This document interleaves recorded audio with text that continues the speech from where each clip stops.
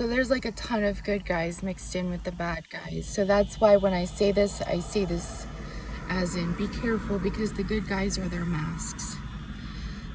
And you can't just go around pointing fingers. You have to have the receipts. And their seats have to be watertight because they have all kinds of ways of throwing the good guys under the bus so they can get away if they're being pursued or hunted. They're masters at hunting, and we're not. The Cody alerts were instituted after this little kid, Cody, went missing. They didn't check the cameras across the street. There was a guy who had a house across the street, and there were cameras there, right? I don't know why. I don't know why they didn't check his cameras.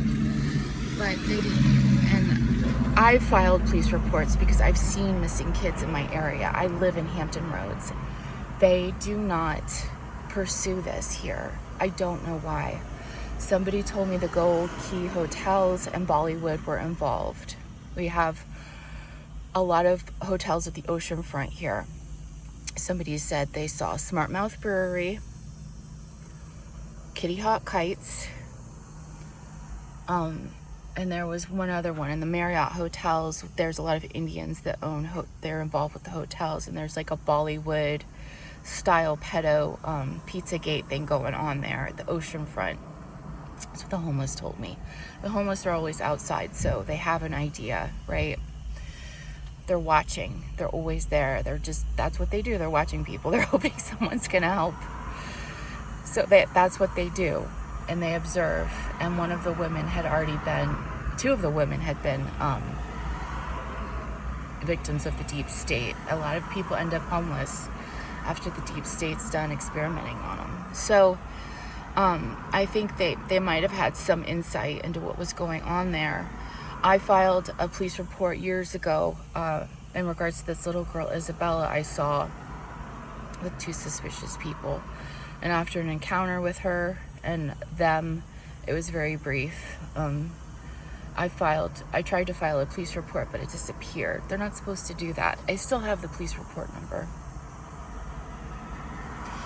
And if Laura Silsby was running Amber Alert up until I don't know when, she changed her name, but that doesn't change anything.